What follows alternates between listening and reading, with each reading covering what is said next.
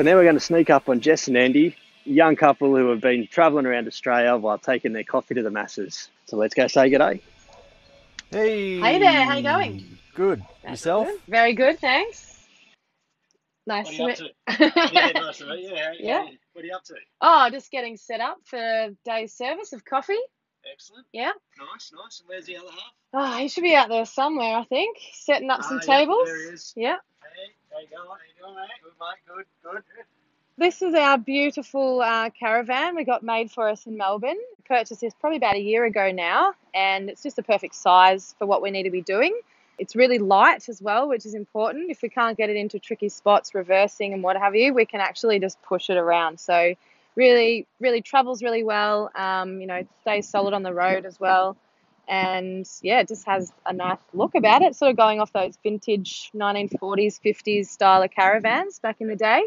Round coffee, that's you guys. That's us, Round and Round Coffee, right there. So there's a song that we sort of got our business name from, which was by Brisbane band The Go-Betweens, and they have a song called Streets of Your Town. So the lyrics were round and round, up and down through the streets of your town, and that's what we wanted to do, is take coffee to places that needed it. So 10 months on the road, you live off what you make selling coffee. Is that right? Yeah, that was the plan, to try and fund our travels through coffee sales. And sometimes we do. Sometimes we have a really busy booking and things go really well and everyone comes out and buys a coffee. Sometimes you hit quiet periods and you've got to be a bit more inventive on how you can make money. And so we definitely do a few other things that allow us to live a comfortable lifestyle on the road. So what have you got going on? In here, everything's sort of been strapped down at the moment. So when we're in transit, we make sure things don't fall over. So it's just a matter of unpacking everything from these tubs, unclipping all these kind of latches and making it look pretty. So yeah, just putting some cups out. Andy's going to take the pot plants for the tables and chairs that we set up, create a nice cafe atmosphere. And we need some coffee. Smells good. So what is it that you love about being on the road serving coffee? Yeah, well, taking coffee to places where coffee doesn't exist, I suppose, is what we love to do. There's obviously coffee everywhere now, but it's finding those small towns that are going without, and we love to take this caravan and set up a bit of a pop-up shop in those places and just watch all the locals come out and really appreciate us being there. 10 months on the road, how many stops does that make? Oh, we worked this out not long ago. What was it? Do you remember? We put it all into a map. We've done around a bit over 30 bookings, about 50 camping trips in between on our days off. Yeah. I reckon. So adding all that up, probably 100 stops. In 10 months, yeah. That's pretty good going. It is. We've seen a lot. We've done 20,000 kilometres as well. I didn't even ask you. Where'd you start from? From Melbourne. So, Melbourne was our home for a long time. Well, for my whole life. And it's not your first time out of Victoria. No, it's not. It's not that sheltered. No, definitely not. But I hadn't seen hardly any of Australia really. So I was keen as to get out on the road. So we started, our first booking was in Eden, down the bottom of New South Wales there. Yep.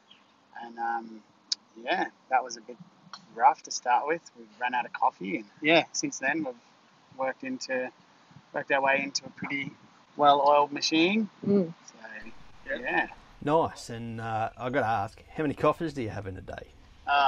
Too many sometimes. Yeah. Sometimes. Have late night, like at these VANLIFE gatherings, I don't know. I'd have 3 yesterday, 4 the day before. So usually 2 double shots will do me. Yeah, same. So how did the idea come about? Were you sitting at home one night, or? We were on a road trip to Adelaide. That was one of our favourites, really. We went the coast away from Melbourne to Adelaide on the Great Ocean Road and over through the Coorong National Park over at South Australia and all the way over to Jess's parents' house. And when we were there, we just decided that we were done with having to go back home after our road trips all the time. So we started planning ideas of how we could live on the road and still have enough money to live on, obviously. And then the idea came up for selling coffee, and Jess's mum was there, and she said that's the best idea I've ever heard, actually. All right. I think we've spoken enough about Rosco. Tell us about Saffy. Well, Saffy is a 1983 Toyota Hiace. I've had Saffy for about 3 years. Prior to that, she belonged to my mum's partner, and he'd had her for about 20 years. So had a pretty good bond with the car, you know, before it was given to me. It was my bedroom for about 6 months when I was saving up to go overseas. I'd taken it on a few trips away throughout South Australia in that time. And then one day for Christmas, mum's partner gives me a Christmas present, wrapped up. I open it and it's a car key. And he said, Saffy's all yours. And I just went, oh my gosh. So yeah, ever since then, we've just loved going on trips away, and she's the perfect vessel for that. And I met Andy about a year after getting Saffy, and he fell in love with her as well. And now it's a beautiful love triangle. Would you like to come and have a look? Let's go and have a look. All right. So what's all this cool stuff on the dashboard?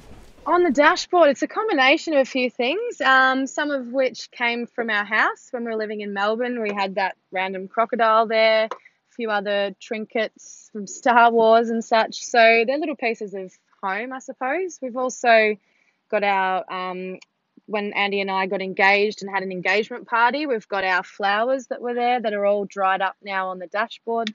So that's a kind of a nice memory, I suppose.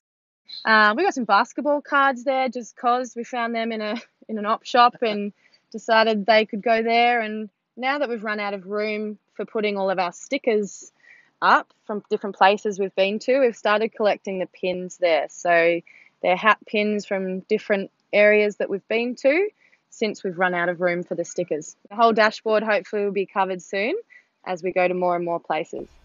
So when you're not serving coffee, talk us through a typical day. Typical day, we love to just get away from people. we love people and we love serving coffee to people, but it can be quite exhausting. So we love just to get back to basic bush camping. We usually give ourselves 2 to 3 days off after any 1 week of service. We go plonk ourselves in the bush, we set up our hammock, we relax, we go bushwalking. We love swimming, so whether that's the beach or rivers or whatever, we love to be in the water. And that really makes us feel like we've recharged and reset, ready for the next week of work. Sounds good. It is good. It's a good life, yeah. Getting off grid and just you two. Yep. That's all right. Yeah. And the birds, love waking up to the sound of birds, and yeah, it's nice. Except for plovers. Not plovers. They're not so fun. Likes the plovers. No. For you guys, what's the biggest challenge about living in a van? Andy's quite a tidy person and likes order, and I'm quite the opposite. So it was a bit of a challenge to be trained up by the professional to just make sure everything gets put back into place. When you're such a confined space, less is more. Like we definitely downsized and we now live very minimally, but we just have to learn to tidy up, to live a bit cleaner, and that improves efficiency of living and comfortability and less fighting. There's a lot of stuff in there. We like to keep each other happy, just to, we're good friends, and we make living in these small confined spaces work, which not everyone could do. Working with each other, living with each other 24/7 is hard, but we love it. And we've only had 1 night apart in 10 months, so it was a tough time. Weird, isn't it? Yeah. Yeah. We've only had 1 night off, but every now and then I'll just go for a ride or something, or just have a bit of space every now and then. Yeah. Does the trick. And you need to be good communicators. I think that's why a relationship works, and that's why a business partnership works, is because we're good communicators. We don't bottle anything up until it explodes and we have a massive argument. We just talk it out as it comes, and I think that's important for business and for a good relationship. All right, so 20,000 Ks, 80 to 100 stops.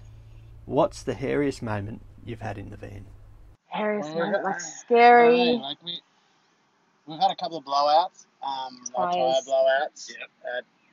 I mean, not too fast, luckily. We were doing probably about 80 at the time. With Rosco on the back. With Rosco on the back. So that was a bit scary. Luckily he was driving. It was in the same, at one time heading north, and then at one time heading south, all within the same 10 kilometres of the highway. It's cursed. Don't go to Proserpine. Don't go to Proserpine. That was pretty scary. And the funny story with that is that we have a jack, so we were able to change our tyre, but the jack didn't pump the car high enough to put the new tyre back on. So what did I do? I helped lift the car with my strength. I just pushed and lifted up because I was sick of staying on the side of the road, and I got it that much higher so we could put the tyre on. So I saved the day. Super Jess. Super Jess, that's it. So you've been on the road for a while now. You're getting a bit of traction. People start to recognise you. What's the future plans? What next steps have you got going on?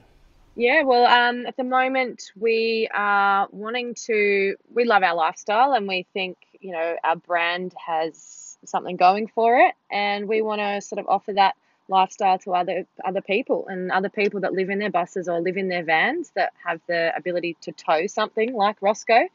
And call it franchise, call it leasing, call it licensing. We're not sure just yet how that's going to work, but we want to work with other people that have the right skills and the right mindset to join our brand and collaborate and take a couple of other Roscos around Australia and make coffee for the masses. So maybe one on the west coast, one on the east coast, and one doing central Australia up and down would be ideal for next year. And also an element of that will include some barista training and barista coffee workshops in areas of high unemployment. So if anyone's interested, do they just send you an email? Yeah, you can find us on Facebook or Instagram and use the messaging process through there, and we'll go from there and send you a bit of a questionnaire just to see if all of our ideas align with yours and see that you would be a good fit for our business, and then take it from there. One more question. Would you ever move back into a house again? Oh, not a conventional house. No, not a house. We'll do the van life for a bit longer, and then maybe move into shipping container life. We love the sound of maybe building a shipping container and still living small, and getting some property somewhere. But until then, Saffy's still home. Well, enjoy the rest of your trip, and we'll see you again. All right. See ya.